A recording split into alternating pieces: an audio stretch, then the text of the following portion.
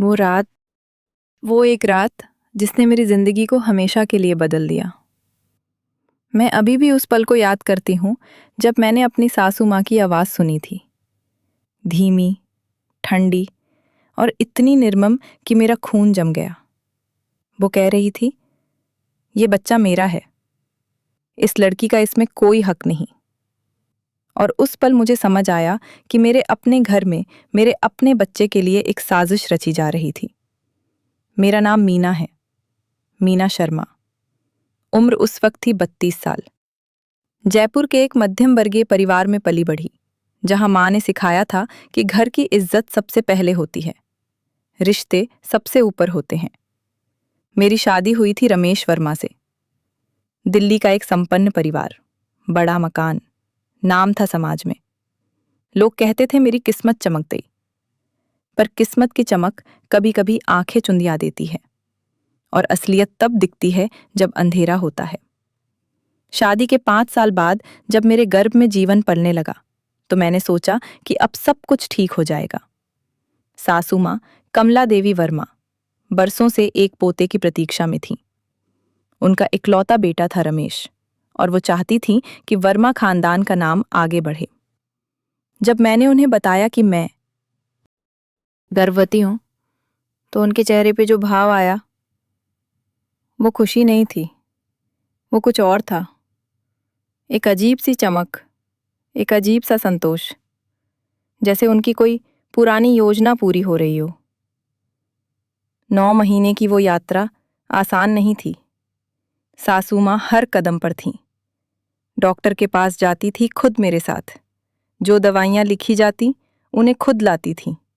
मेरे खाने पीने पर नज़र रखती थीं। पहले मुझे अच्छा लगा कि एक माँ अपनी बहू का ख्याल रख रही है।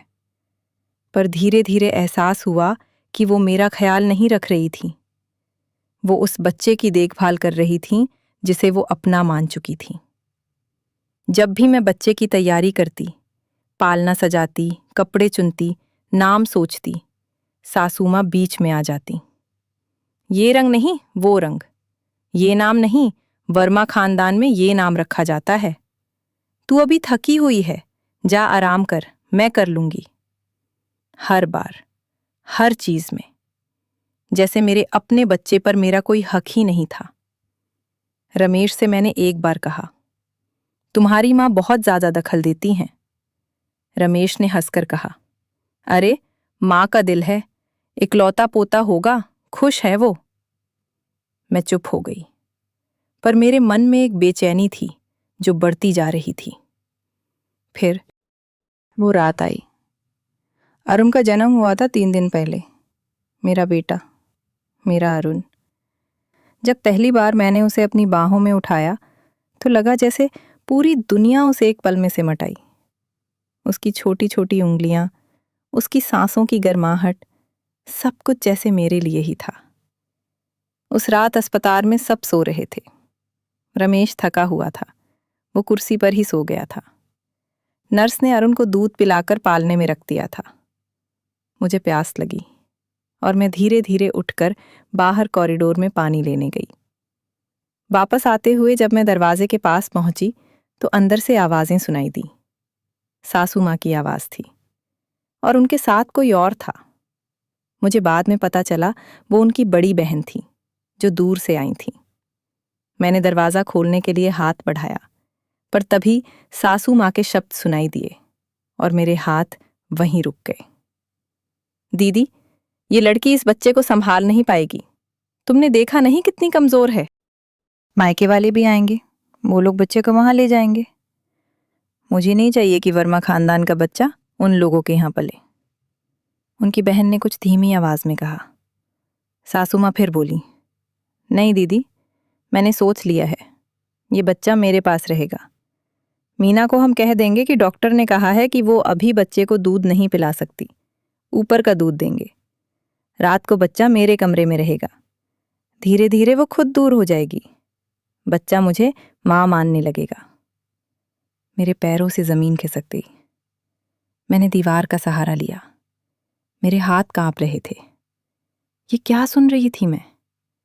मेरी सासू माँ, जिन्हें मैं आदर से माँ जी कहती थी, वो मेरे 3 दिन के बच्चे को मुझसे छीनने की योजना बना रही थीं।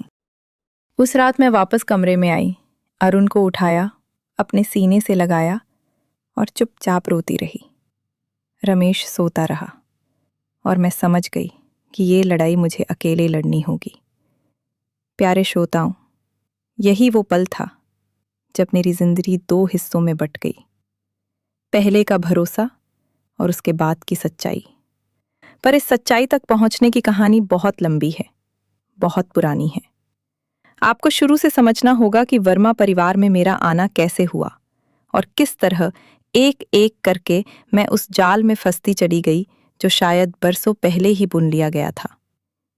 मेरे पिताजी जयपुर में एक सरकारी स्कूल में अध्यापक थे। सरल इंसान, ईमानदार जीवन। माँ घरेलू थीं। हम 3 भाई बहन थे। मैं सबसे बड़ी, फिर मेरा भाई राकेश और सबसे छोटी बहन सुनीता।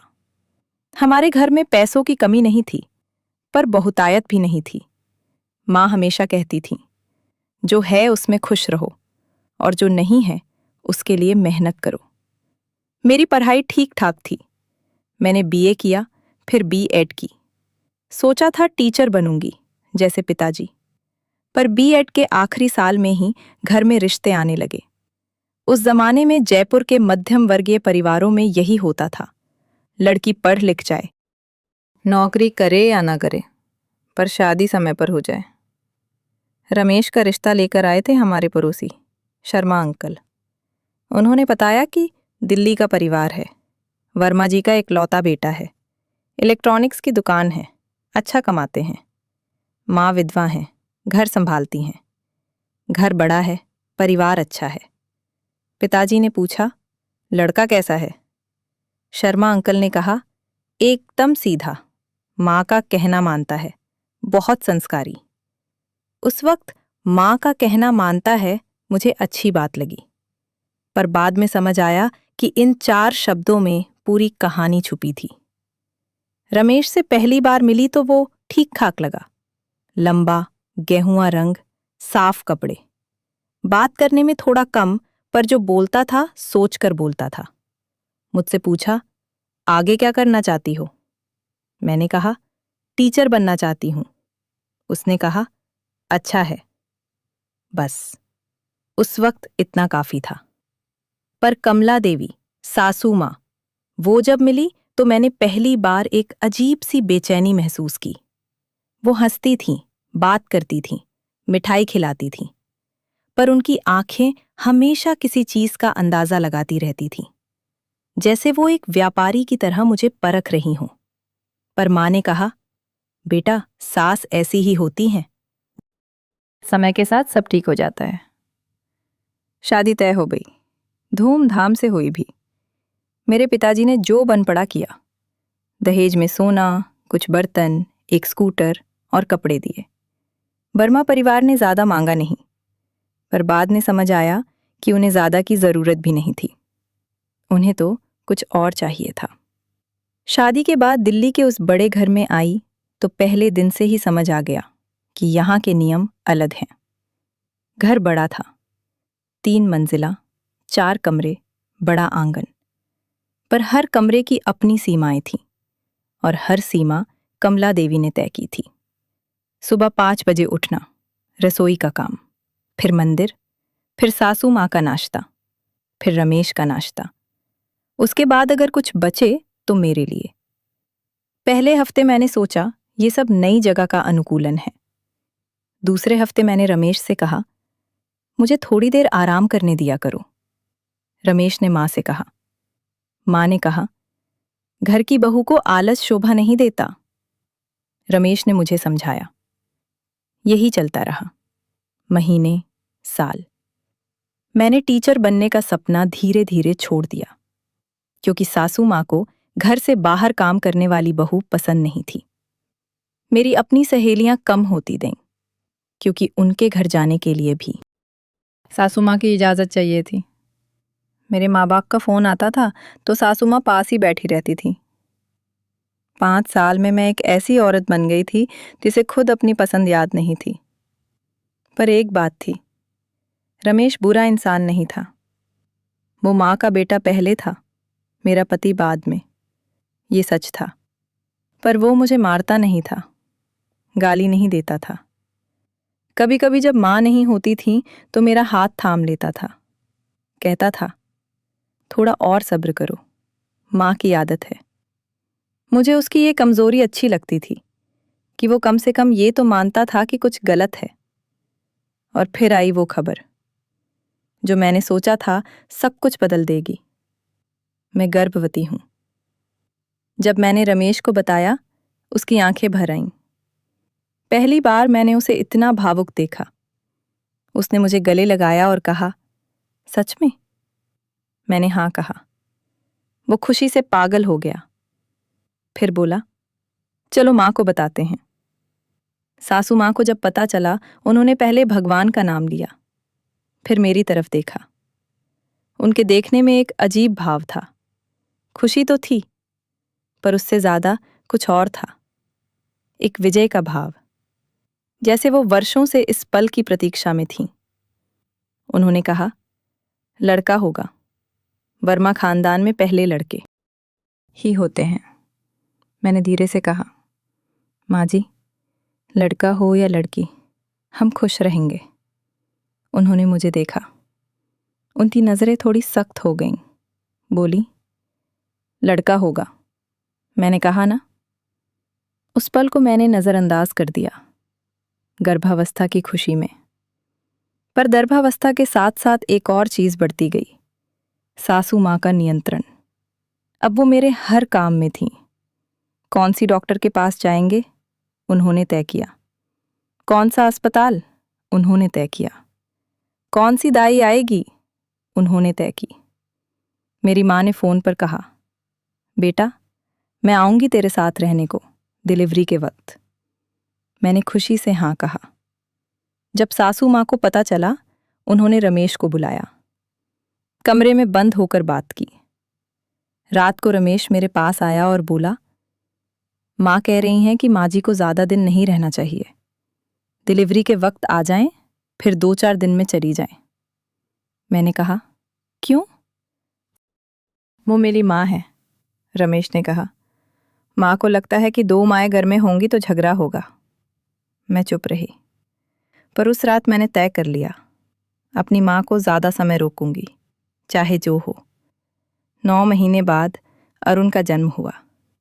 उस पल को मैं शब्दों में नहीं बता सकती।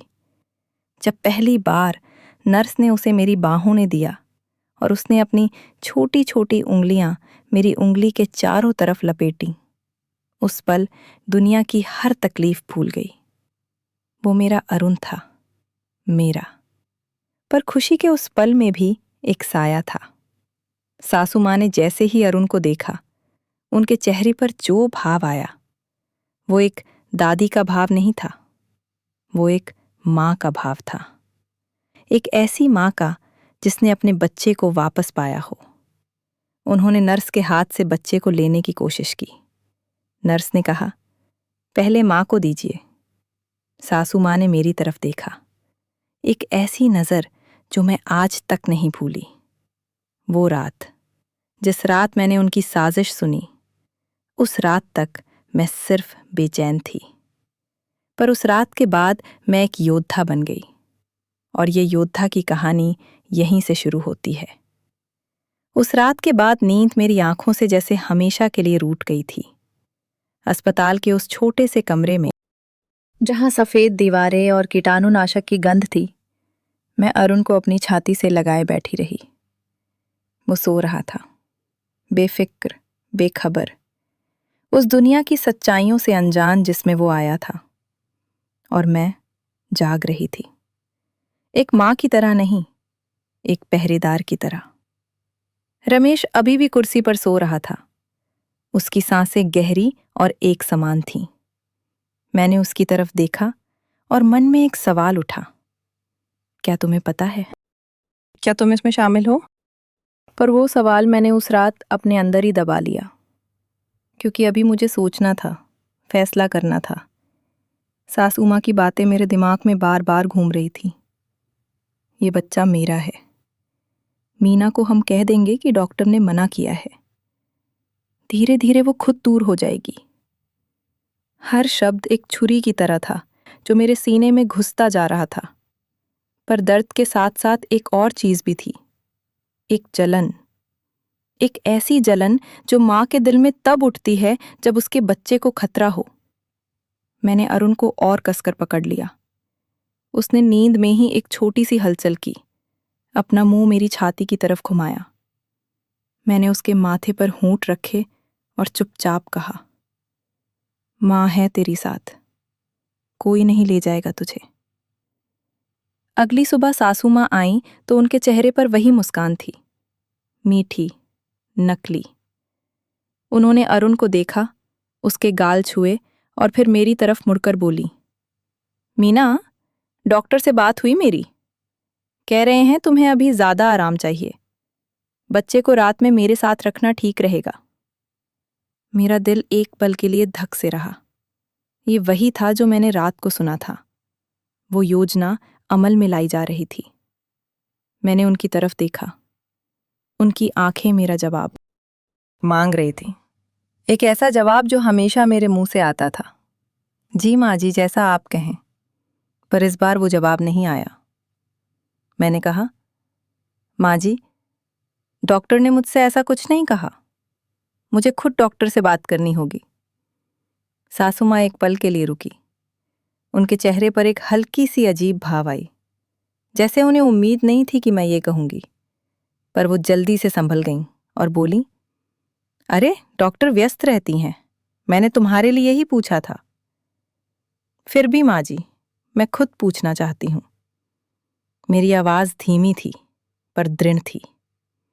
रमेश उस वक्त कमरे में था। उसने मेरी और माँ की तरफ बारी बारी देखा, फिर बोला, माँ, मीना ठीक कह रही है, डॉक्टर से पूछ लेते हैं। सासू माँ के चेहरे पर एक क्षण के लिए कुछ और आया, पर वो चुप रहीं, उठकर चली गईं। रमेश ने मेरी तरफ देखा। मेरी आंखें भरी हुई थीं। उसने पूछा, क्या हुआ? मैं उस पल उसे सब बता देना चाहती थी, उस रात की बात जो मैंने सुना था।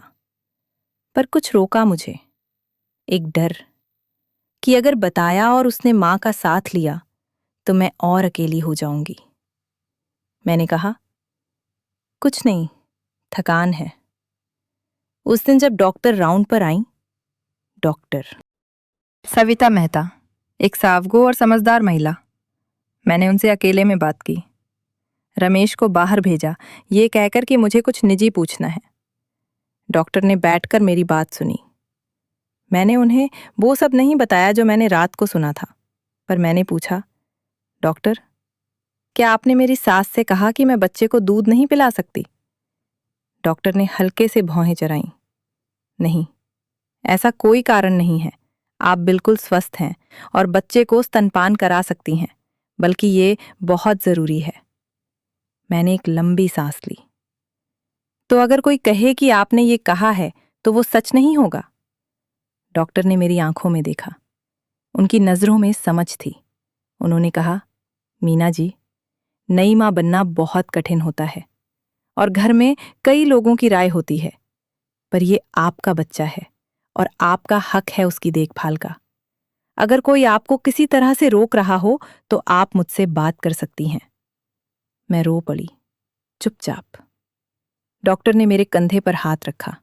उन्होंने कहा, मैं आज डिस्चार्ज के वक्त लिखकर दे दूंगी कि बच्चे को मां के पास ही रहना चाहिए, ब्रेस्ट फीडिंग के लिए।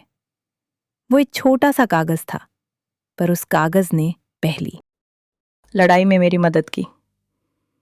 घर लौटने पर सासू माँ ने फिर वही बात उठाई, रात को बच्चा उनके कमरे में रहेगा। मैंने डॉक्टर का लिखा हुआ दिखाया। सासू माँ ने पढ़ा, अपनी बड़ी बहन की तरफ देखा जो अभी तक थी, और फिर कागज वापस मेरी तरफ फेंक दिया।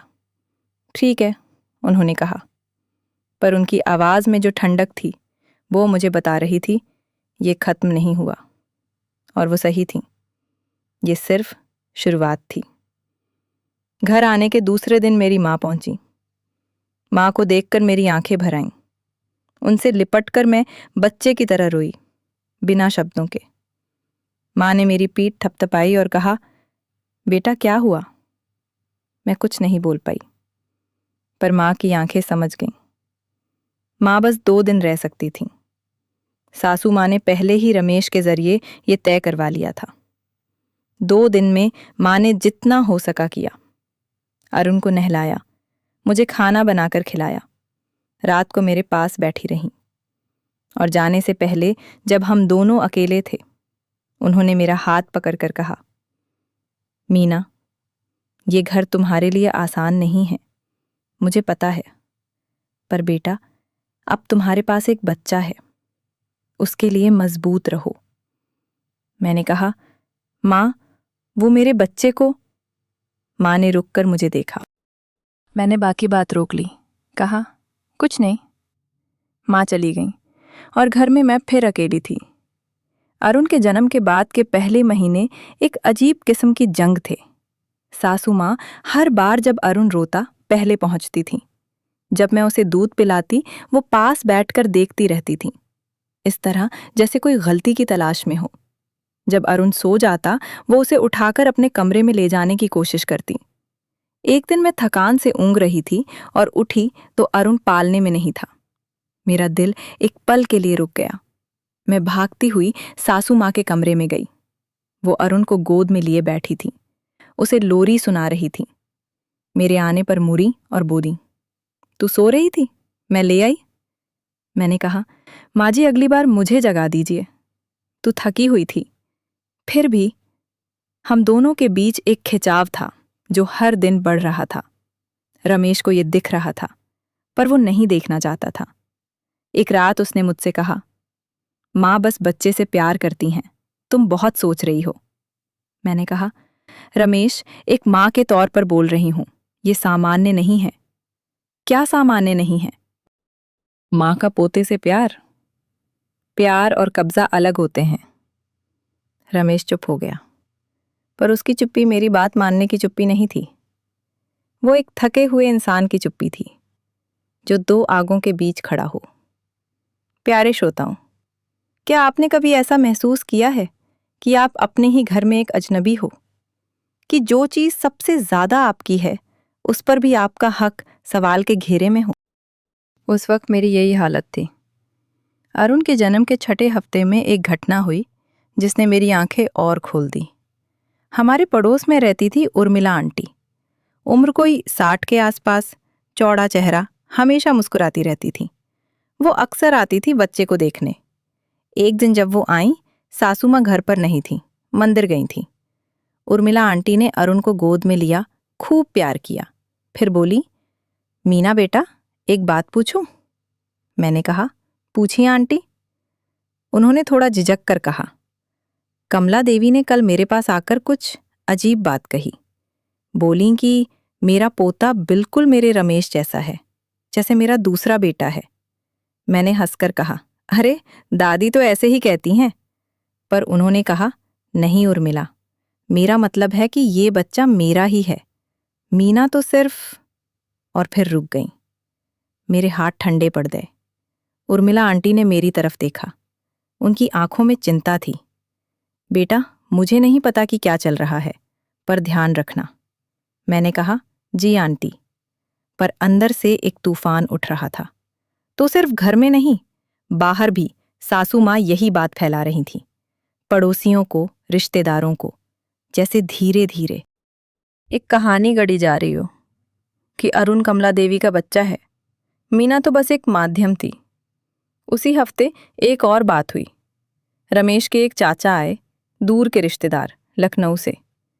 उन्होंने अरुण को देखा, दुआएं दी और बोले, कमला, तेरे पोते में तेरी झलक है। सासू माँ ने कहा, हाँ भाई साहब, ये तो मेरा ही है, एकदम मुझ पर गया है। चाचा ने हंसकर मेरी तरफ देखा और कहा, और बहू का? सासू माँ ने कहा, बहू का नाम तो है इसमें। बस, बहू का नाम तो है। मैं उस कमरे में मौजूद थी। मेरे सामने, मेरी उपस्थिति में उन्होंने ये कहा। मेरी आंखों में आंसू आ गए, पर मैंने उन्हें गिरने नहीं दिया। रोना कमजोरी होती और अभी मुझे कमजोर नहीं दिखना था। उस रात मैंने रमेश को रोका। बोली, रमेश, मुझे बात करनी है। उसने कहा, क्या हुआ? तुम्हारी माँ ने आज चाचा जी के सामने कहा कि अरुण में बहू का नाम तो है। क्या तुमने सुना? रमेश थोड़ा रुका, फिर बोला, माँ का मतलब ये नहीं था। तो क्या मतलब था? बस ऐसे ही कह दिया। रमेश, मैंने उसकी आंखों में देखा। मैं तुमसे एक सवाल पूछना चाहती हूं, सच बताना। उसने मेरी तरफ देखा। मैंने कहा, क्या तुम्हारी माँ चाहते हैं कि अरुण उनका बेटा बने? मेरा नहीं। रमेश ने एक पल के लिए आंखें झुकाई। वो पल काफी था। मैंने कहा, तुम्हें पता है? वो बोला, मीना, बोलो। उसने एक लंबी सांस ली। माँ को हमेशा से एक बेटी चाहिए थी। जब मैं पैदा हुआ, पिताजी ने कहा था एक ही बच्चा। माँ ने पिताजी से मांगा था कि दूसरा हो, पर नहीं हुआ। पिताजी चले गए जब मैं 10 साल का था। माँ तब से अकेली हैं। बस मैं हूं उनके पास, और इसलिए वो मेरे बच्चे को अपना बनाना चाहती हैं। रमेश की आंखें भर आईं। मीना, माँ बीमार नहीं है। वो बस बहुत अकेली हैं। अकेलापन किसी को ये हक नहीं देता कि वो किसी की माँ का दर्जा छीन ले। वो चुप रहा। मैंने कहा, रमेश, मैं तुम्हारी माँ से लड़ना नहीं चाहती, पर अरुण मेरा बेटा है, मेरा। इसमें कोई साझेदारी नहीं होगी। रमेश ने कहा, मैं माँ से बात करूंगा। कब? कल। पर कल कभी नहीं आया। अगले दिन सासू माँ ने कुछ ऐसा किया जिसने मुझे बताया कि ये साधारण लड़ाई नहीं है। उन्होंने अरुण का नामकरण संस्कार का आयोजन किया, बिना मुझसे पूछे। पंडित बुला लिए, रिश्तेदारों को बुला लिया और नाम तय कर लिया। मैं रसोई में थी जब रमेश आया और बोला, माँ ने तय किया है, नाम रखेंगे कर्ण वर्मा। मैंने चम्मच रख दिया। हमने तय किया था अरुण। माँ को कर्ण पसंद है, वर्मा खानदान में पुराना नाम है। रमेश, हम दोनों ने साथ में तय किया था। माँ बड़ी हैं घर में, पर बच्चा मेरा है। रमेश ने कहा, मीना, ये नाम का मामला है। ये नाम का नहीं, हक का मामला है। वो चला गया। नामकरण हुआ। नाम रखा गया कर्ण वर्मा, सारे रिश्तेदारों के सामने। पंडित ने पूजा की, सासू माँ ने बच्चे को गोद में लिया, और जब फोटो खींची गई, मैं उस फोटो में नहीं थी। सासू माँ बीच में थी, अरुण यानी कर्ण गोद में लिए, और रमेश बगल में। मैं किनारे खड़ी थी। उस दिन की वो तस्वीर आज भी मेरे जहन में है। एक तस्वीर जिसमें माँ किनारे है। उसी रात मैंने फैसला किया, अब मुझे लड़ना होगा, पर होशियारी से, चुपचाप नहीं, पर जल्दबाजी में भी नहीं। मुझे पहले ये समझना था कि सासू माँ की योजना कितनी गहरी है, उसमें रमेश कितना शामिल है, और मेरे पास क्या हथियार हैं। तो मैंने शुरू किया, देखना, सुनना और याद रखना। देखना, सुनना और याद रखना, ये 3 काम मैंने उस रात से शुरू किए। मैंने एक पुरानी डायरी निकाली जो मेरी माँ ने शादी में दी थी। कहा था, बेटा, जो दिल में हो लिख देना, हल्का लगेगा। मैंने उसे कभी नहीं खोला था। उस रात खोला और पहला पन्ना लिखा। तारीख, घटना और गवाह। उर्मिला आंटी की बात, चाचा जी के सामने कही बात, नामकरण की बात, हर चीज। मुझे नहीं पता था उस वक्त कि ये डायरी एक दिन मेरी सबसे बड़ी ताकत बनेगी। अरुण 2 महीने का हुआ। वो अब मुस्कुराने लगा था, धुंधली, अनिश्चित मुस्कान जो नवजात बच्चों की होती है, पर जो माँ के दिल को पिघला देती है। जब वो मुस्कुराता, मैं सब भूल जाती। सासू माँ, उनकी साजिशें, रमेश की कमजोरी, सब। पर जब वो सो जाता, सब वापस आ जाता। सासू माँ की रणनीति बदलती रहती थी। जब सीधे बच्चे को लेने की कोशिश नाकाम हुई, उन्होंने दूसरा रास्ता अपनाया। वो मुझे माँ के तौर पर ही अयोग्य साबित करने लगी। एक दिन पड़ोसन आई तो सासू माँ ने उसके सामने कहा, मीना को बच्चे की देखभाल आती नहीं, नहलाना नहीं आता, सुलाना नहीं आता, बेचारा बच्चा रोता रहता है। मैं रसोई से सुन रही थी। मेरा हाथ कांपा, पर मैं बाहर नहीं आई। डायरी में लिख लिया। दूसरे दिन रमेश की एक मौसी आई, दूर से। सासू माँ ने उनके सामने कहा, इस बच्चे को तो मैं ही पाल रही हूं, मीना तो बस सोती रहती है। मौसी जी ने मेरी तरफ देखा। मैंने नजरें नहीं झुकाईं। ये सिलसिला चलता रहा। हर बार एक नई कहानी। मीना को दूध कम आता है, मीना बच्चे को ठीक से पकड़ती नहीं, मीना को समझ नहीं आता बच्चा क्यों रो रहा है। और धीरे धीरे मैं देख रही थी कि रिश्तेदारों के मन में एक धारणा बन रही थी कि अरुण की असली देखभाल करने वाली उसकी दादी है, मां नहीं। एक रात मैं बहुत टूटी हुई थी। अरुण को दूध पिलाकर सुलाया था, पर नींद नहीं आ रही थी। रमेश सो चुका था। मैं उठकर छत पर गई। दिल्ली की रात थी, ऊपर तारे, नीचे शहर की रोशनियां। मैं वहां बैठ गई और रोई, जी भरकर। रोते रोते मैंने सोचा, क्या मैं कमजोर हूं? क्या मुझे हार मान लेनी चाहिए? क्या इतनी लड़ाई वाकई जरूरी है? और फिर अरुण की आवाज आई, नीचे से, कमरे से। एक छोटी सी रोने की आवाज। मेरी माँ का दिल दौड़ा। मैं भागकर नीचे आई। अरुण जाग गया था, पर सासू माँ पहले ही उसके पालने के पास खड़ी थी। मैंने उनकी तरफ देखा, उन्होंने मेरी तरफ देखा। एक पल की चुप्पी। मैंने आगे बढ़कर अरुण को उठाया, उसे अपनी बाहों में लिया। उसने रोना बंद कर दिया। सासू माँ चुपचाप अपने कमरे में चली गई। उस पर मुझे जवाब मिल गया, नहीं, मैं हार नहीं मानूंगी। अगले दिन मैंने एक काम किया जो मैंने पहले कभी नहीं किया था। मैंने अपनी माँ को फोन किया और सब बताया, पूरी बात, अस्पताल की रात से लेकर नामकरण तक। डायरी खोलकर एक एक बात। माँ चुपचाप सुनती रही। जब मैं खत्म हुई, वो बोली, बेटा, मुझे पहले बताना था। मैंने कहा, डरती थी। किस बात से? कि तुम चिंता करोगी और कि अगर बात बड़ी हो गई तो घर टूट जाएगा। माँ एक पल चुप रही, फिर बोली, मीना, घर तब टूटता है जब उसमें रहने वाले एक दूसरे की परवाह छोड़ दें। तुम्हारा घर तो पहले से टूट रहा है, सिर्फ दिख नहीं रहा। माँ की ये बात मेरे अंदर तक उतर गई। उन्होंने कहा, मैं तेरे पिताजी से बात करती हूँ, और एक बार दिल्ली आना होगा मुझे। माँ, सासू माँ से मैं डरने वाली नहीं हूं। मेरी बेटी और मेरे नाती की बात है। माँ की आवाज में जो ताकत थी वो मुझे भी मिली। उसी हफ्ते एक और घटना हुई जिसने मुझे अंदर तक हिला दिया। सासू माँ की एक पुरानी सहेली आई थी, सुमित्रा देवी। उम्र दराज, सफेद साड़ी, चांदी के बाल। वो आईं, बैठीं, चाय पी और अरुण को देखकर बोली, कमला, बच्चा तो बहुत सुंदर है। सासू माँ ने मुस्कुराकर कहा, मेरा ही रूप लिया है। सुमित्रा देवी ने कहा, बहू कैसी है?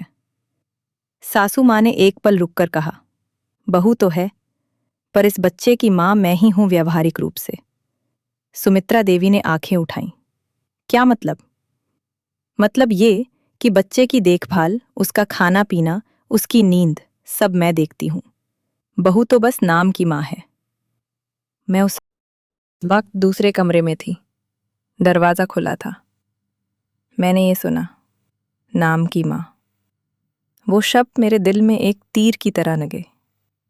मैं उठी, धीरे धीरे उस कमरे में गई जहां वो बैठी थी। अरुण को उठाया जो पालने में था। सासू माँ और सुमित्रा देवी दोनों ने मेरी तरफ देखा।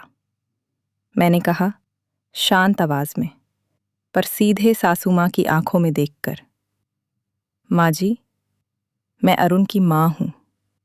नाम की नहीं, जन्म देने वाली, दूध पिलाने वाली, रात को जागने वाली माँ। कमरे में सन्नाटा छा गया। सुमित्रा देवी ने चाय का कप नीचे रखा।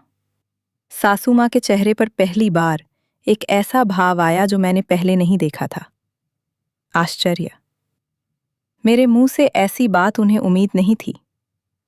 मैं अरुण को लेकर अपने कमरे में आ गई, दरवाजा बंद किया और पहली बार महसूस किया कि मैंने कुछ किया है, छोटा सही पर किया है। शाम को रमेश घर आया। सासू माँ ने उसे बुलाया। मुझे बाद में पता चला उनके कमरे में बंद होकर घंटे भर बात हुई। जब रमेश बाहर आया उसका चेहरा थका हुआ था। वो मेरे कमरे में आया, बोला, माँ नाराज है। मुझे पता है। तुमने उनके सामने ऐसा क्यों कहा? क्योंकि उन्होंने मुझे नाम की माँ कहा। रमेश ने आंखें बंद की। मैंने कहा, रमेश, मैं बहुत चुप रही, बहुत सहती रही, पर अब नहीं। मेरे बेटे के बारे में अगर कुछ गलत कहा जाएगा तो मैं बोलूंगी। उसने कहा, माँ बूढ़ी हैं। बूढ़ी होने से गलती सही नहीं हो जाती। मीना, रमेश, मुझे बताओ, अगर तुम्हारी जगह तुम होते और कोई कहता कि तुम नाम के पिता हो, तुम चुप रहते? वो जवाब नहीं दे पाया। मैंने कहा, बस। उस रात हम दोनों के बीच एक लंबी खामोशी रही, पर वो खामोशी पहले जैसी नहीं थी।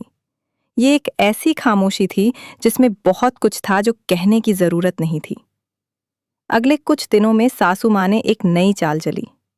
उन्होंने रमेश के एक दूर के रिश्तेदार जो वकील थे, नाम था विजय चाचा, से बात की।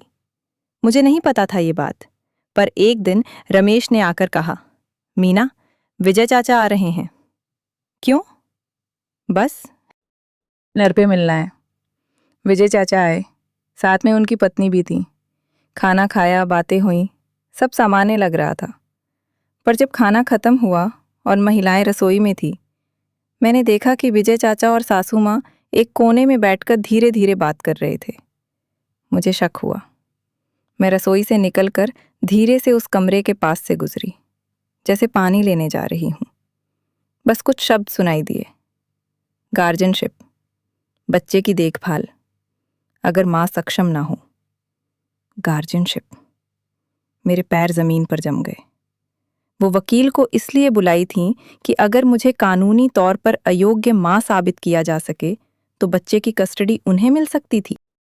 मेरा दिमाग घूमने लगा। ये मैंने सोचा भी नहीं था। मैं सोचती थी कि ये घर की बात है, सास बहू की लड़ाई, आम भारतीय घरों जैसी। पर ये उससे कहीं आगे जा रहा था। मैं वापस रसोई में आई। अरुण की मौसी, रमेश की चचेरी बहन, पास खड़ी थी। उसने मेरा चेहरा देखा और धीरे से पूछा, क्या हुआ? मैंने कहा, कुछ नहीं, पर वो समझ गई कि कुछ है। उस रात जब सब सो गए, मैंने रमेश को जगाया। रमेश, उठो। उसने आंखें खोली। क्या हुआ? विजय चाचा से माँ ने क्या बात की? वो एकदम से जागृत हो गया। मतलब उसे पता था। मैंने उसकी आंखों में देखा। रमेश, मुझे सच बताओ। वो चुप रहा। रमेश, उसने आंखें झुका ली। माँ ने पूछा था कि अगर कभी ऐसी नौबत आए कि बच्चे की कस्टडी का सवाल हो तो क्या हो सकता है? मेरे सीने में जैसे पत्थर रख दिया गया। और तुमने उन्हें रोका नहीं? मीना, माँ बस। रमेश! मेरी आवाज थोड़ी ऊंची हो गई। मैंने खुद को काबू किया। अरुण सो रहा था। धीरे से बोली, रमेश, तुम्हारी माँ मेरे बेटे को मुझसे कानूनी तरीके से छीनने की सोच रही हैं और तुम बस कह रहे हो? रमेश की आंखें भर आईं। मीना, माँ ऐसा नहीं करेंगी। वो बस डरी हुई हैं। किस बात से डरी हैं? कि एक दिन तुम बच्चे को लेकर जयपुर चली जाओगी। मैं हैरान रह गई। मैं कहीं नहीं जाने वाली थी। माँ को यही डर है।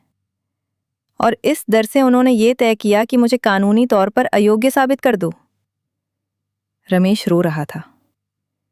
पहली बार मैंने उसे इतना टूटा हुआ देखा।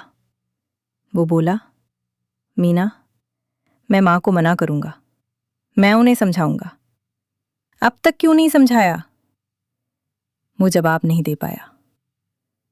उस रात मुझे नींद नहीं आई। अरुण को बाहों में लिए बैठी रही और सोचती रही। प्यारे श्रोताओं, कभी कभी जिंदगी में ऐसा मोड़ आता है जब आपको अकेले फैसला करना होता है, जब आसपास के सब लोग या तो कमजोर हों या डरे हुए हों या दूसरी तरफ हों। उस रात मैं उस मोड़ पर खड़ी थी और मैंने तय किया, मुझे मदद चाहिए, बाहर से, ऐसी मदद जो इस घर की दीवारों से ऊपर जाए। अगली सुबह मैंने एक काम किया। मैं उर्मिला आंटी के पास गई। वो इस मोहल्ले में बरसों से थीं, सबको जानती थीं, और सबसे बड़ी बात, उन्होंने मुझे पहले ही आगाह किया था। मैंने उन्हें सब बताया, विजय चाचा की बात भी। उर्मिला आंटी ने चाय का कप एक तरफ रखा। उनकी आंखों में एक गंभीरता आई। उन्होंने कहा, मीना बेटा, मैंने कमला देवी को बरसों से जाना है। वो अच्छी औरत है, पर उनमें एक चीज है जो मैंने हमेशा देखी है। वो जो चाहती हैं उसे पाने के लिए सब कुछ कर सकती हैं। मैंने पूछा, क्या आपको लगता है वो सच में कानूनी रास्ता अपना सकती हैं? उर्मिला आंटी ने एक पल सोचा, फिर बोली, अगर उन्हें लगे कि उनके पास कोई रास्ता नहीं बचा तो हाँ। तो मैं क्या करूं? उन्होंने कहा, पहले अपनी मां को बुलाओ, दूसरा, एक वकील से खुद मिलो, तीसरा, और ये सबसे जरूरी है, रमेश को ये तय करना होगा कि वो किस तरफ है। रमेश, वही सवाल जो मैं महीनों से टाल रही थी। रमेश किस तरफ है? वो मुझसे प्यार करता था, मुझे यकीन था, पर प्यार और ताकत अलग होते हैं। जिस इंसान में ताकत ना हो वो प्यार करके भी कुछ नहीं बदल सकता। उस दिन दोपहर को मेरी मां का फोन आया। मीना, मैं परसों आ रही हूं। मां? हाँ बेटा, और इस बार ज्यादा दिन रुकूंगी, जो भी हो। मां की आवाज में वो ताकत थी जो मुझे उस वक्त सबसे ज्यादा चाहिए थी। मां? मेरी आवाज भर आई। रो मत, लड़नी है तुझे, मां हूं तेरी, साथ हूं।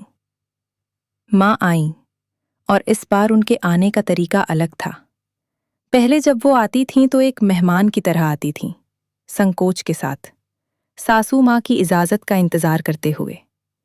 पर इस बार वो एक मां की तरह आई, अपनी बेटी के घर, अपने नाती के पास। दरवाजा खुला तो मां सामने थीं, एक छोटा सा बैग, साड़ी में, माथे पर बिंदी, और आंखों में एक दृढ़ता जो मैंने पहले कभी इतनी साफ नहीं देखी थी। मैं आगे बढ़ी और उनसे लिपट गई। उन्होंने मुझे कस कर पकड़ा।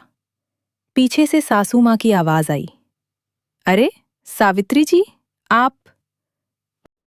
अचानक मां ने मेरे कंधे से हटकर सासू मां की तरफ देखा, मुस्कुराई, पर वो मुस्कान नरम नहीं थी। उन्होंने कहा, हाँ कमला जी, अपनी बेटी के पास आई हूं, और इस बार कुछ दिन रुकूंगी। सासू मां के चेहरे पर एक भाव आया और चला गया। उन्होंने कहा, घर आपका ही है, पर उनकी आवाज में स्वागत नहीं था। पहले दिन सब ठीक रहा। मां ने अरुण को गोद में लिया, खिलाया, नहलाया। रात को जब अरुण सोया तो मां मेरे पास बैठ गईं और बोली, सब बताओ, शुरू से। मैंने डायरी निकाली। मां ने ध्यान से सुना, एक एक बात। जब मैंने गार्जियनशिप वाली बात बताई, उनकी आंखें सख्त हो गईं। उन्होंने एक पल के लिए कुछ नहीं कहा, फिर बोली, कल मुझे रमेश से बात करनी है। मां, रमेश? मैं जानती हूं, पर यह जरूरी है। अगले दिन जब रमेश दोपहर को घर आया, वो बीच में खाना खाने आता था दुकान से। मां ने उसे रोका। रमेश बेटा, बैठो, बात करनी है। रमेश ने मेरी तरफ देखा। मैंने कुछ नहीं कहा। वो तीनों बैठ गए, माँ, रमेश और मैं। सासू माँ उस वक्त मंदिर गई हुई थी। माँ ने शुरू किया, शांत आवाज में, पर बिल्कुल सीधे। उन्होंने रमेश से कहा, बेटा, मैं तुम्हारे घर के झगड़े में नहीं पड़ना चाहती, पर जब मेरी बेटी और मेरे नाती की बात हो तो मैं चुप नहीं रह सकती। मीना ने जो बताया है वो बहुत गंभीर है। तुम बताओ, क्या तुम्हारी माँ ने वाकई वकील से बात की थी? रमेश ने मेरी तरफ एक बार देखा, फिर नजरें झुकाईं। हाँ। माँ ने एक गहरी सांस ली। और तुमने उन्हें रोका नहीं? माँ जी, मैंने सोचा बस यूं ही पूछा होगा। रमेश बेटा, माँ की आवाज धीमी पर तीखी थी। जब कोई वकील से बच्चे की कस्टडी के बारे में पूछता है, वो बस यूं ही नहीं होता। तुम समझदार हो, तुम जानते हो ये क्या था। रमेश चुप रहा। माँ ने कहा, मैं तुमसे एक बात पूछती हूं बेटा, सीधा जवाब दो। मीना तुम्हारी पत्नी है, अरुण तुम्हारा बेटा है। अगर कभी ऐसी नौबत आई, जो न आए, कि तुम्हें अपनी माँ और अपनी पत्नी बेटे के बीच चुनना पड़े, तो तुम क्या करोगे? कमरे में सन्नाटा छा गया। रमेश के चेहरे पर तकलीफ थी, एक ऐसी तकलीफ जो तब होती है जब कोई सच्चाई से मुंह नहीं चुरा सकता। उसने धीरे से कहा, माँ जी, मेरी माँ ने बहुत तकलीफें उठाई हैं। पिताजी चले गए, अकेले मुझे पाला। ये मुझे पता है बेटा, और उनकी तकलीफ सच्ची है, पर तकलीफ उठाने से ये हक नहीं मिलता कि किसी और की माँ से उसका बच्चा छीन लो। रमेश की आंखें भर आईं। माँ ने आगे कहा, बेटा, तुम्हारी माँ को अकेलेपन का डर है, ये मैं समझती हूं, पर इसका हल ये नहीं है। इसका हल ये है कि घर में सब मिलकर रहें। मीना ने कभी नहीं कहा कि वो अरुण को उनसे दूर करेगी, पर जो हो रहा है वो उचित नहीं है। रमेश ने एक लंबी सांस ली। माँ जी, मैं माँ से बात करूंगा, आज और मेरे सामने। रमेश ने आंखें उठाई। माँ ने कहा, बेटा, जो बात घर के अंदर होती है वो घर के अंदर रहनी चाहिए। मैं भी यही चाहती हूं, पर इसके लिए ये जरूरी है कि सब कुछ साफ हो जाए। उस शाम जब सासू माँ मंदिर से आईं, रमेश ने उनसे कहा, माँ, बैठो, बात करनी है। सासू माँ ने कमरे में देखा, रमेश, मैं और मेरी माँ। उनके चेहरे पर एक अजीब भाव आया, पर वो बैठ गईं। रमेश ने शुरू किया। उसने जो कहा वो मैंने उम्मीद नहीं की थी। शायद माँ की बात का असर था, शायद खुद उसके अंदर कुछ टूट चुका था। उसने कहा, माँ, मुझे पता है कि तुम अरुण से बहुत प्यार करती हो, पर जो हो रहा है, विजय चाचा से बात, मीना को नाम की माँ कहना, ये ठीक नहीं है। सासू माँ ने मेरी तरफ एक तेज नजर डाली। तूने अपनी माँ को सब बता दिया। मैंने कहा, माँ जी, माँ से क्या छुपाना? घर की बातें घर में रहती हैं। माँ ने धीरे से कहा, कमला जी, घर की बातें घर में तब रहती हैं जब घर में सब ठीक हो। सासू माँ ने माँ की तरफ देखा। दोनों की आंखें मिली। दो माएं। एक तरफ मेरी माँ अपनी बेटी की लड़ाई लड़ने आई हुई, दूसरी तरफ सासू माँ, जो अपने अकेलेपन को पाटने के लिए गलत रास्ता चुन रही थी। सासू माँ ने कहा, सावित्री जी, मैंने अपने बेटे को अकेले पाला है। ये घर मैंने बनाया है, इसमें मेरा हक है। माँ ने कहा, आपका हक कोई नहीं ले रहा, पर मीना का हक भी कोई नहीं ले सकता। मीना इस घर में बहू है और अरुण की माँ है। बहू होना और माँ होना दोनों अलग है। सासू माँ एक पल के लिए चुप हो गईं। फिर उन्होंने कुछ ऐसा कहा जिसकी मुझे उम्मीद नहीं थी। उनकी आंखें भर आईं। पहली बार, उन महीनों में पहली बार मैंने सासू माँ को रोते देखा।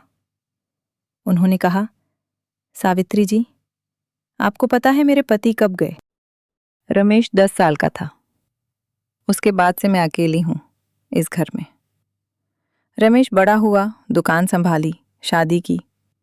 मुझे लगा अब घर भर जाएगा, पर उनकी आवाज कांपी।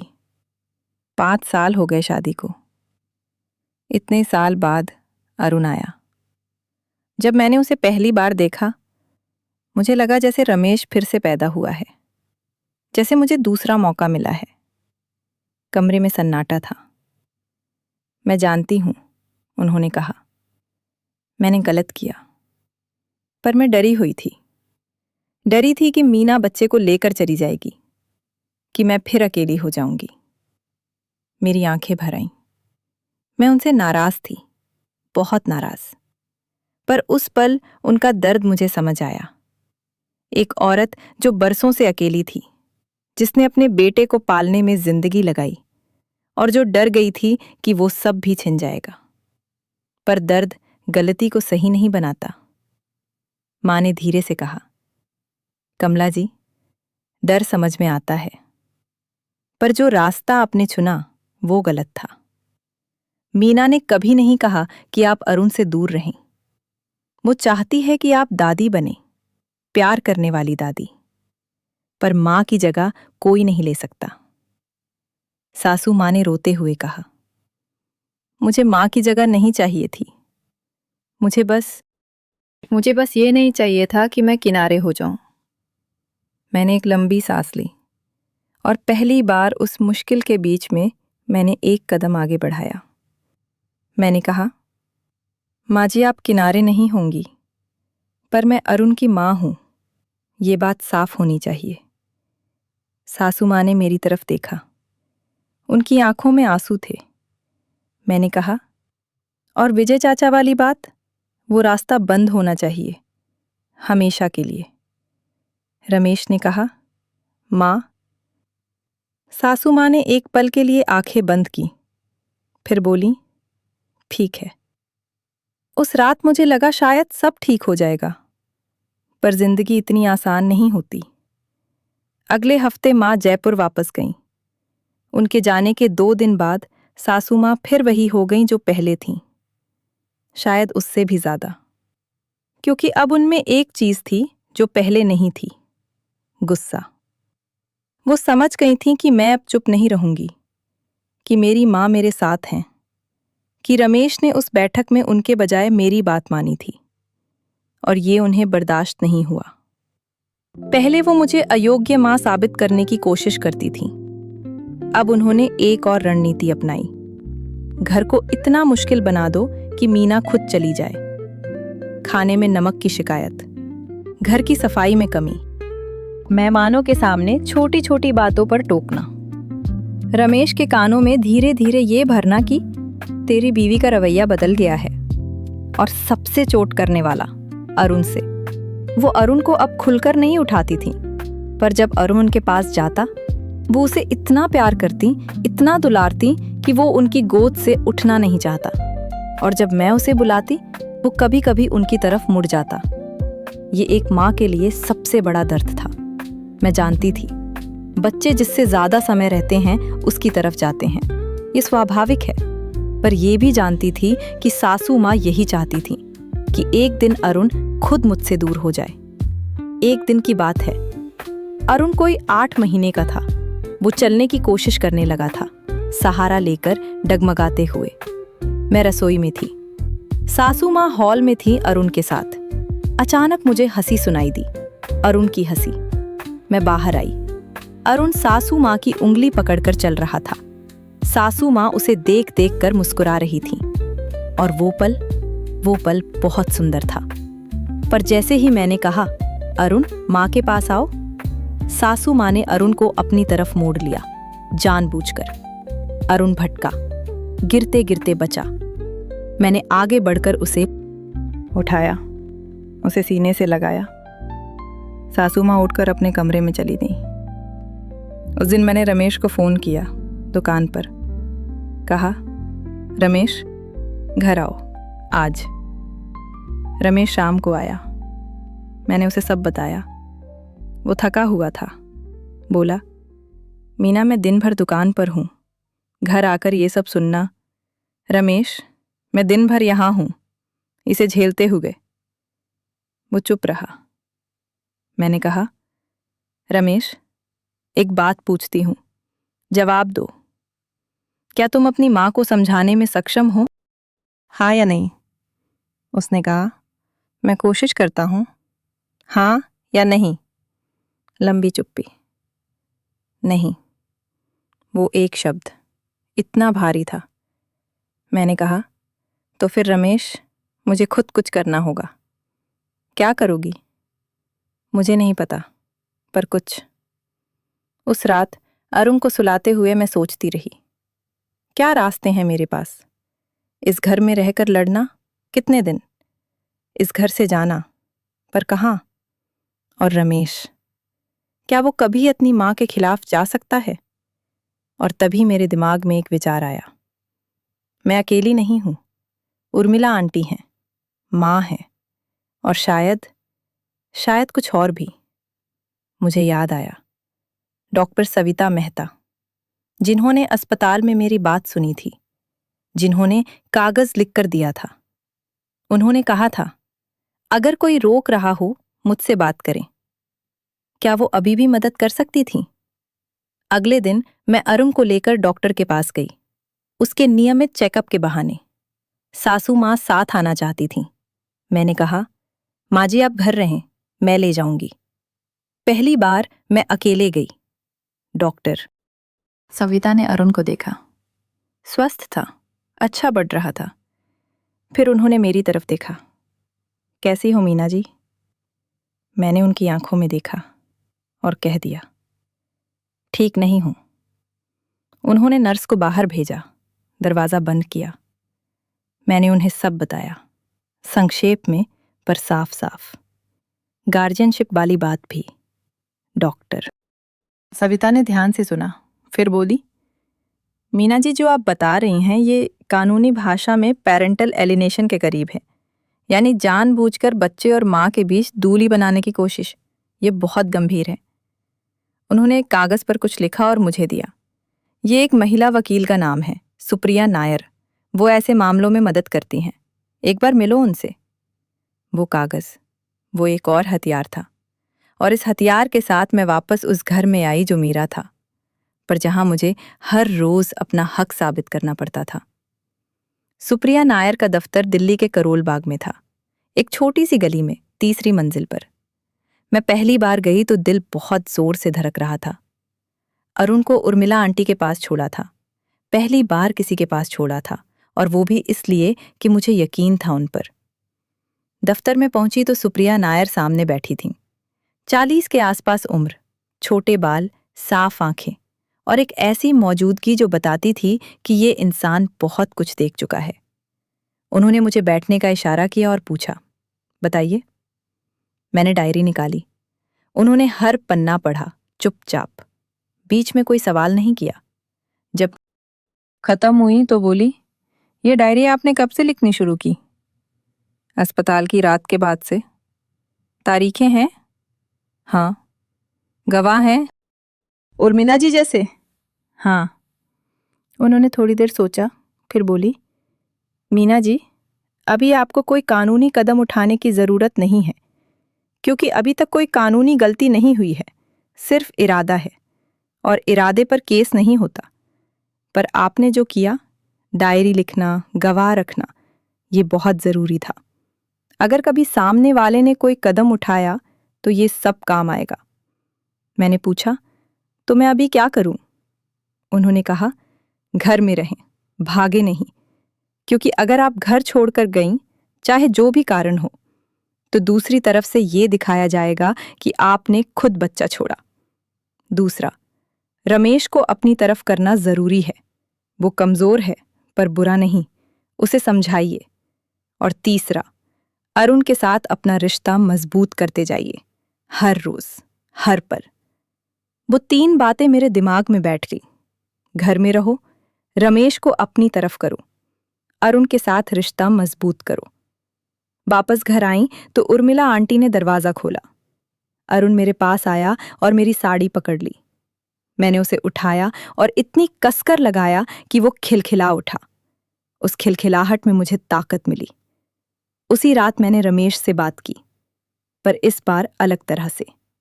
मैंने उसे न कोसा, न माँ की बुराई की। बस उसका हाथ पकड़ा और कहा, रमेश, मुझे तुम्हारी ज़रूरत है। उसने मेरी तरफ देखा। मैंने कहा, मैं जानती हूँ तुम बहुत मुश्किल में हो। माँ की तरफ भी देखना है, मेरी तरफ भी। पर रमेश, ये घर तभी बचेगा जब तुम तय करोगे कि तुम्हारी पहली जिम्मेदारी कहाँ है। उसने कहा, माँ को मैं छोड़ नहीं सकता। मैं ये नहीं कह रही, मैं कह रही हूं कि माँ का ख्याल रखो, पर मेरे और अरुण के हक की कीमत पर नहीं। रमेश ने एक लंबी सांस ली। मीना, माँ ने जो किया वो गलत था, मैं मानता हूं, पर वो बदलेंगी नहीं। शायद ना बदलें, पर तुम बदल सकते हो। वो चुप रहा। मैंने कहा, रमेश, एक बात बताओ, अगर अरुण बड़ा होकर पूछे, पापा, जब माँ को मुश्किल थी तुम कहाँ थे, तो क्या जवाब दोगे? उसकी आंखें भर आईं। मैंने उसका हाथ छोड़ा। सोचो। अगले कुछ हफ्ते एक अजीब किस्म के खिंचाव में बीते। सासू माँ अब खुलकर कुछ नहीं करती थीं, पर उनकी छोटी छोटी चालें जारी थीं, और मैं हर चाल को देख रही थी, समझ रही थी, डायरी में लिख रही थी। पर एक दिन कुछ ऐसा हुआ जिसने सब कुछ बदल दिया। अरुण 10 महीने का था। वो अब घुटनों के बल बहुत तेजी से चलता था। एक दिन मैं रसोई में थी, रमेश दुकान पर था और सासू माँ हॉल में थी। अचानक एक धम की आवाज आई। मैं दौड़ी। अरुण गिर गया था, सीढ़ियों के पास, रो रहा था। मैंने उसे उठाया। माथे पर एक छोटी सी चोट थी। मेरा दिल कांप गया। मैंने उसे कसकर पकड़ा और देखा कि ज्यादा चोट तो नहीं है। फिर मैंने सासू माँ की तरफ देखा। वो वहीं खड़ी थीं। उनके चेहरे पर घबराहट थी, असली घबराहट। मैंने पूछा, आप यहां थीं? ये कैसे हुआ? उन्होंने कहा, मैं बस एक पल के लिए मुड़ी थी। मैं जानती थी ये सच था। बच्चे एक पल में गिर जाते हैं। पर उस पल मेरे मन में जो आया वो ये था, अगर मैं यहां नहीं होती, अगर अरुण सिर्फ इनके साथ होता, तो क्या होता? रमेश आया जब मैंने फोन किया। डॉक्टर के पास ले गए। चोट मामूली थी, बच्चा ठीक था। पर उस घटना ने रमेश को अंदर तक हिला दिया। रात को उसने पहली बार माँ से सख्त बात की। मैं दूसरे कमरे में थी पर आवाजें सुन रही थी। रमेश ने कहा, माँ, आज अरुण गिरा, तुम पास थी। सासू माँ ने कहा, मैं तो बस। माँ, एक पल के लिए सोचो, अगर ज्यादा चोट लगती तो? अगर सीढ़ियों से नीचे जाता तो? सासू माँ चुप हो गई। रमेश ने कहा, माँ, मैं तुमसे प्यार करता हूं, पर अरुण मेरा बेटा है और मीना उसकी माँ है। ये बदलने वाला नहीं है। कुछ देर की चुप्पी। रमेश ने और कहा, और विजय चाचा वाली बात, वो रास्ता कभी मत अपनाना। वो हुआ तो मैं माँ के साथ नहीं, मीना के साथ खड़ा रहूंगा। उस रात पहली बार रमेश ने वो किया जो उसे बहुत पहले करना चाहिए था। मैं दूसरे कमरे में बैठी रोई, खुशी के आंसू, पहली बार उन महीनों में। पर प्यारे श्रोताओं, जब आप सोचते हैं कि अब सब ठीक हो जाएगा, तभी जिंदगी एक और मोड़ लेती है। अगले हफ्ते सासू माँ की बड़ी बहन आई, वही जो अस्पताल में थी उस रात। उनका नाम था शांति देवी। वो मुंबई में रहती थीं, रईस थीं, और सासू माँ पर उनका बड़ा असर था। शांति देवी जब आईं तो उनके साथ एक और इंसान था, उनका बेटा, यानी सासू माँ का भांजा। नाम था विकास। उम्र कोई 35 साल, चिकनी बातें करने वाला, हमेशा हंसता रहता था। पर हंसी में कहीं कुछ था जो मुझे पसंद नहीं आया। पहले दिन सब सामान्य रहा। दूसरे दिन शाम को जब रमेश दुकान पर था, शांति देवी ने मुझे बुलाया। मीना बेटा, बैठो। मैं बैठ गई। उन्होंने कहा, बेटा, मैं सुन रही हूं, कि घर में थोड़ी तकलीफ़ है। मैंने कहा जी। उन्होंने कहा देखो बेटा, कमला का स्वभाव मैं जानती हूँ, वो थोड़ी ज़िद्दी हैं, पर दिल की बुरी नहीं है। जी मैं मानती हूँ। तो फिर बेटा क्यों ना एक बीच का रास्ता निकालो। कमला अरुण के साथ ज़्यादा समय रहना चाहती हैं, तुम उन्हें दो, बदले में वो तुम्हें और आज़ादी देंगी। घर बाहर जाओ, नौकरी करो, जो मर्जी करो। मैंने एक पल रुककर उन्हें देखा। ये क्या था? एक समझौते का प्रस्ताव? मेरी आज़ादी के बदले में मेरे बच्चे तक पहुंच? मैंने धीरे से कहा, मौसी जी, मुझे आज़ादी अलग से नहीं चाहिए। माँ होना और आज़ाद होना साथ साथ चलते हैं। मैं अरुण की माँ हूँ। ये कोई बोझ नहीं है जिसे मैं किसी को देना चाहूँ। शांति देवी की मुस्कान थोड़ी जम गई। मैंने कहा, और माँ जी, मेरी सासू माँ, उनसे मेरा कोई झगड़ा नहीं है। मैं चाहती हूँ वो अरुण की दादी बने, प्यार करें, दुलारें, पर माँ की जगह माँ की ही रहेगी। शांति देवी ने विकास की तरफ देखा। विकास ने चाय का कप उठाया। उस शाम मैं समझ गई, ये दोनों यहाँ सासू माँ की मदद के लिए आए हैं। एक नई कोशिश। रात को मैंने रमेश को बताया। रमेश ने कहा, मौसी जी हमेशा माँ की तरफ रही हैं, पर मीना, वो कुछ नहीं कर सकती। रमेश, विकास यहाँ क्यों आया है? बस ऐसे ही। रमेश, उसने आंखें झुकाईं। क्या है? उसने कहा, विकास ने एक बार माँ से कहा था कि अगर रमेश और मीना में झगड़ा हो जाए तो अरुण को मुंबई लाया जा सकता है। वहां मौसी जी हैं, बड़ा घर है। मेरी सांस रुक गई। क्या? रमेश ने कहा, मैंने तभी मना कर दिया था। पर तुमने मुझे बताया क्यों नहीं? क्योंकि मुझे लगा तुम और परेशान हो जाओगी। मैंने एक पल के लिए आंखें बंद की, गहरी सांस ली। रमेश, अगर तुम मुझसे कुछ छुपाओगे, चाहे वो मेरी भलाई के लिए ही हो, तो मैं लड़ नहीं पाऊंगी। मुझे सब पता होना चाहिए। उसने सिर हिलाया। ठीक है। अगले दिन मैंने सुप्रिया नायर को फोन किया। शांति देवी और विकास के आने की बात बताई, मुंबई वाली बात बताई। सुप्रिया ने कहा, मीना जी, अब ये मामला थोड़ा और बड़ा हो गया है। एक काम करो, आज ही एक हलफनामा बनाओ। इसमें लिखो कि अरुण की माँ तुम हो, उसकी देखभाल तुम करती हो और तुम्हारी मर्जी के बिना उसे कहीं नहीं ले जाया जा सकता। रमेश के दस्तखत करवाओ। रमेश दस्तखत करेगा? पूछो। उस शाम मैंने रमेश से कहा। उसने एक पल के लिए हिचकिचाया, फिर बोला, हाँ। हलफनामा बना, दस्तखत हुए। शांति देवी और विकास 4 दिन रहे। उन 4 दिनों में मैंने हर बात नोट की, हर बात सुप्रिया को बताई। जाते हुए विकास ने मुझसे कहा, भाभी, कमला माँ जी को बुढ़ापे में अकेला मत करना। मैंने उसकी आंखों में देखकर कहा, मैंने कभी नहीं कहा कि मैं उन्हें अकेला करूंगी। वो मुड़ गया। उनके जाने के बाद घर में एक अजीब सी शांति आई। सासू माँ कुछ दिन बहुत चुप रहीं। रमेश और मेरे बीच थोड़ा बेहतर हुआ। अरुण बड़ा होता जा रहा था और उसकी हर नई चीज में मेरी खुशी थी, पर वो शांति असली नहीं थी। एक सुबह अरुण 11 महीने का था। मैं उठी तो सासू माँ का कमरा बंद था। ये असामान्य था क्योंकि वो हमेशा सुबह जल्दी उठती थी। मैंने दरवाजा खटखटाया, कोई जवाब नहीं। फिर से, माँ जी? कुछ नहीं। मेरा दिल घबराया। रमेश को जगाया। उसने दरवाजा खोला। सासू माँ बिस्तर पर थीं, चेहरा पीला, सांस चल रही थी पर धीमी। रमेश घबरा गया। माँ? माँ?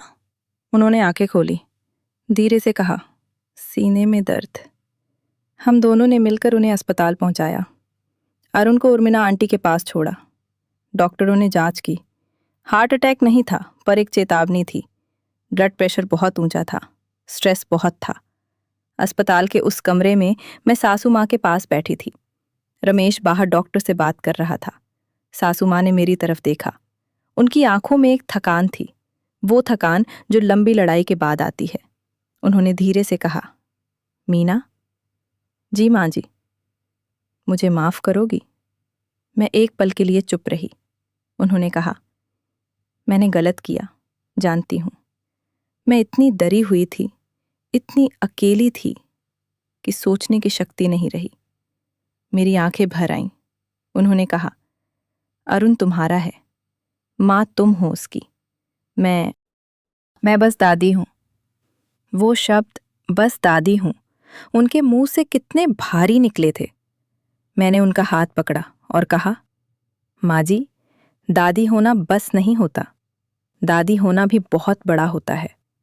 उनकी आंखों से आंसू बहे। उस अस्पताल के कमरे में उन दो औरतों के बीच जो महीनों से एक दूसरे के खिलाफ थीं, कुछ टूटा, कुछ पिघला। पर मैं जानती थी, माफी और भरोसा अलग होते हैं। माफी एक पल में मिल जाती है, भरोसा बनने में वक्त लगता है, और इस भरोसे की परीक्षा अभी बाकी थी।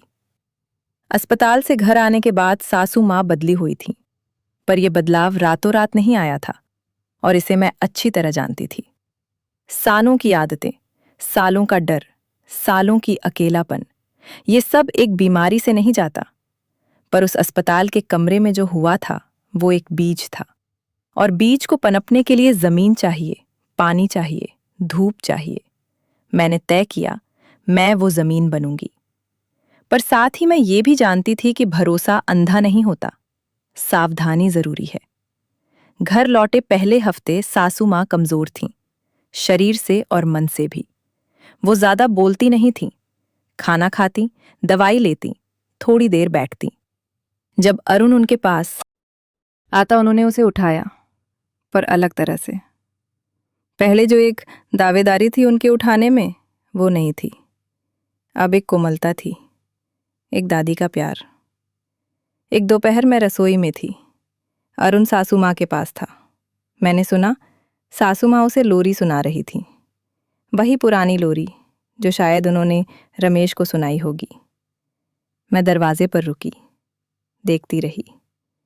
अरुण उनकी गोद में था, उनकी साड़ी का पल्लू पकड़े हुए। सासू माँ की आंखें बंद थीं, होठ हिल रहे थे। वो पल सुंदर था, और पहली बार मुझे उस पल में डर नहीं आया। पहली बार मैंने सोचा, यही होना चाहिए था, एक दादी और उसका पोता, बिना किसी छीना झपटी के। मैं वापस रसोई में आ गई, और मेरी आंखें भर आईं, पर इस बार दर्द से नहीं, एक जटिल भावना से, जिसे शब्दों में बताना मुश्किल है। उस शाम रमेश घर आया तो उसने पहली बार महीनों में देखा कि मैं और माँ एक ही कमरे में बैठे हैं, बिना किसी खिंचाव के। अरुण उन दोनों के बीच में था, एक से दूसरे के पास जाता हुआ। रमेश की आंखें भर आईं। उसने कहा, ये देखना चाहता था। मैंने कहा, देर से ही सही। उसने मेरा हाथ पकड़ा। मीना, मुझे माफ करो।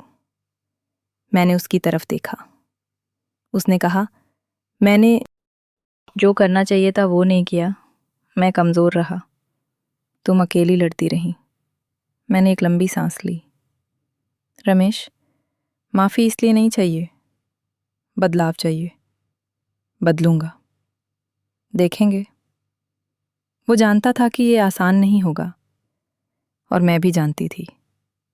पर उन दिनों सबसे बड़ा बदलाव अरुण में आ रहा था। वो अब 1 साल का होने वाला था, और उसकी हर नई चीज़ हम सबको जोड़ रही थी। पहला कदम। वो दिन मुझे हमेशा याद रहेगा। सुबह के 10 बजे थे। अरुण सासू माँ की गोद से उठा, थोड़ा डगमगाया और चला, अकेले, बिना सहारे के। 3 कदम, फिर गिर गया। पर उन 3 कदमों में पूरा घर था। सासू माँ ने तालियां बजाईं। मैं दौड़ी आई। रमेश, जो उस वक्त घर पर था, वो भी आया, और हम तीनों एक साथ हंसे। पहली बार महीनों में, एक साथ, एक खुशी में। अरुण ने फिर उठने की कोशिश की, गिरा, उठा, चला। और उस चलने में जैसे हम सबका एक नया चलना था। उस शाम सासू माँ ने मुझे बुलाया। मैं उनके कमरे में गई। उन्होंने एक पुराना बक्सा खोला। उसमें से एक चांदी का कड़ा निकाला, पुराना, भारी, जिस पर नक्काशी थी। उन्होंने कहा, ये मेरी माँ का था। उन्होंने मुझे दिया था जब रमेश पैदा हुआ था। मैं चुपचाप देखती रही। उन्होंने कहा, मैं ये अरुण के लिए रखना चाहती थी, पर अब सोचती हूँ पहले तुम्हें देना चाहिए, क्योंकि अरुण की माँ तुम हो। उन्होंने कड़ा मेरी तरफ बढ़ाया। मेरे हाथ कांपे। मैंने वो कड़ा लिया। उन्होंने कहा, मीना, मैंने तुम्हारे साथ जो किया वो माफ़ करने लायक नहीं था, पर मैं माफ़ी मांगती हूँ। मेरी आंखें भर आईं। मैंने कहा, माँ जी, माफ़ी हो गई, पर एक बात कहूँगी। उन्होंने देखा। आप अकेली नहीं हैं। आप कभी अकेली नहीं थी, पर आपने अकेलेपन का जो रास्ता चुना वो गलत था।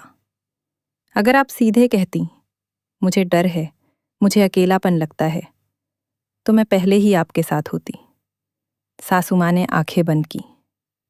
मैंने कहा, अब भी देर नहीं हुई। उन्होंने आंखें खोली। उनमें आंसू थे, पर साथ में कुछ और भी था, एक हल्कापन। उस दिन के बाद धीरे धीरे घर बदलने लगा। ये बदलाव नाटकीय नहीं था।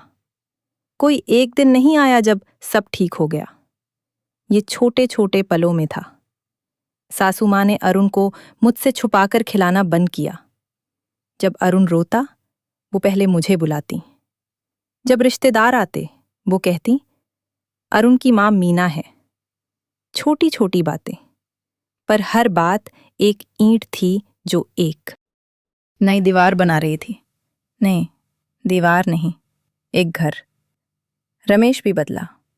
वो अब दुकान से जल्दी आने लगा, अरुण के साथ वक्त बिताने लगा, और सबसे बड़ी बात, उसने माँ से साफ कह दिया, जो भी फैसला होगा मीना की सहमति से होगा। ये सुनकर मेरे दिल को जो चैन मिला वो महीनों की लड़ाई के बाद मिला था। पर एक बात अभी बाकी थी, विजय चाचा, वो वकील जिनसे सासू माँ ने गार्जियनशिप के बारे में पूछा था। एक दिन वो फिर आए, अकेले, बिना किसी को बताए। मैं घर पर थी, रमेश दुकान पर था। उन्होंने सासू माँ से मिलना चाहा। मैंने कहा, वो भी आराम कर रही हैं। विजय चाचा ने मुझे देखा, फिर कहा, बहू जी, एक बात करनी थी। कहिए। उन्होंने कहा, कमला जी ने मुझसे पहले जो बात की थी वो बात आगे नहीं बढ़ानी चाहिए। ये मेरी राय है। मैं एक पल के लिए चुप रही। उन्होंने कहा, कानूनी रास्ता कभी कभी घर तोड़ देता है। मेरी समझ में ये नहीं आना चाहिए था। मैंने उनकी आंखों में देखा। चाचा जी, क्या आप मुझे बता सकते हैं, क्या उस बातचीत में कोई कागज़ बना था, कोई दस्तावेज? उन्होंने कहा, नहीं, सिर्फ बात हुई थी, कोई कागज़ नहीं। ठीक है। और बहू जी? उन्होंने थोड़ा झिझक कर कहा, माफ़ करना, मुझे उस बातचीत में शामिल नहीं होना चाहिए था।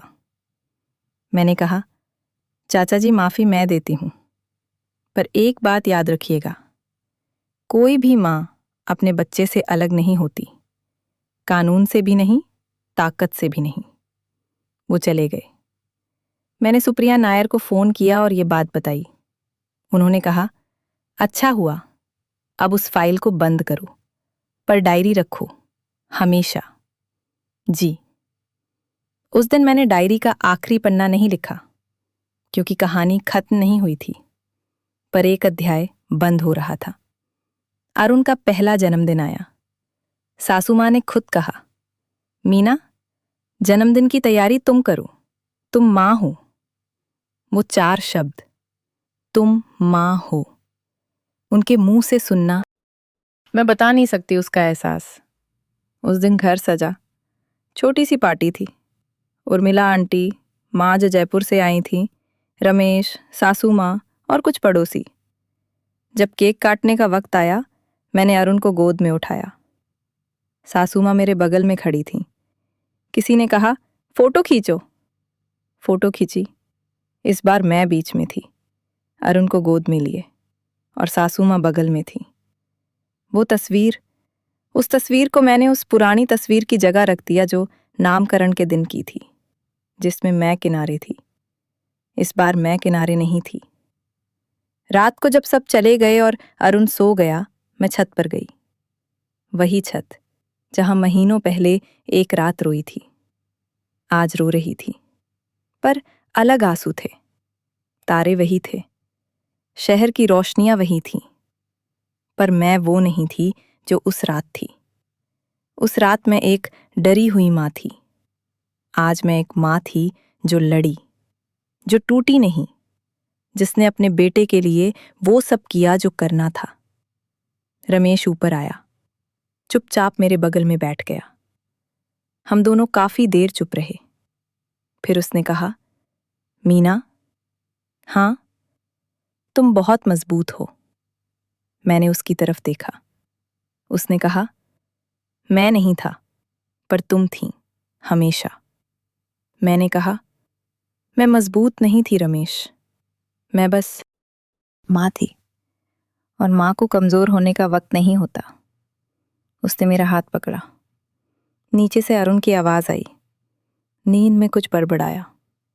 हम दोनों एक साथ उठे। प्यारे श्रोताओ, इस कहानी का अंत यहाँ नहीं होता, क्योंकि जिंदगी कहानियों की तरह एक पन्ने पर खत्म नहीं होती। सासू माँ आज भी वही हैं। कभी कभी उनकी पुरानी आदत लौट आती है, कभी कभी वो फिर थोड़ी ज्यादा आगे बढ़ जाती हैं। पर फर्क ये है कि अब मैं चुप नहीं रहती और रमेश अब साथ होता है। अरुण आज 3 साल का है। जब वो माँ कहता है और मेरी तरफ दौड़ता है, उस पल में वो सब है जिसके लिए मैंने लड़ाई लड़ी। वो एक शब्द, माँ, जिसे कोई छीन नहीं सका। इस कहानी से मैंने जो सीखा वो आपसे भी कहना चाहती हूँ। पहला, अपनी आवाज मत खोना। घर में, रिश्तों में, समाज में हम अक्सर इसलिए चुप रह जाते हैं क्योंकि हमें लगता है बोलने से चीजें और बिगड़ेंगी। पर मेरा अनुभव कहता है, चुप्पी चीजें बिगाड़ती है। आवाज उठाना उन्हें ठीक करने का पहला कदम है। दूसरा, माँ होना इस दुनिया का सबसे पुराना, सबसे गहरा, सबसे ताकतवर रिश्ता है। इसे कोई परिभाषा नहीं दे सकता, कोई कानून नहीं छीन सकता, कोई साजिश नहीं तोड़ सकती। जब तक सांस है, माँ माँ है। तीसरा, डर को समझो, पर डर के सामने झुको मत। सासू माँ का डर असली था, अकेलेपन का डर, भुला दिए जाने का डर। पर उस डर ने उन्हें गलत रास्ते पर धकेला। अगर उन्होंने वो डर जाहिर किया होता तो शायद ये सब ना होता। डर छुपाने से बड़ा होता है, बांटने से छोटा। चौथा, रिश्ते एक पल में नहीं बनते, एक पल में नहीं टूटते।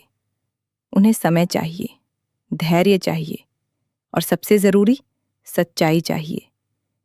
और आखिरी बात, अगर आप आज किसी ऐसी मुश्किल में हैं जहां आपको लग रहा है कि आप अकेले हैं, कोई नहीं सुनता, कोई साथ नहीं, तो याद रखिए, हर रात के बाद सुबह होती है, हर तूफान थमता है, और हर माँ की लड़ाई में ईश्वर साथ होता है, क्योंकि माँ और ईश्वर में फर्क नहीं होता। क्या आपके जीवन में भी कभी ऐसा हुआ है?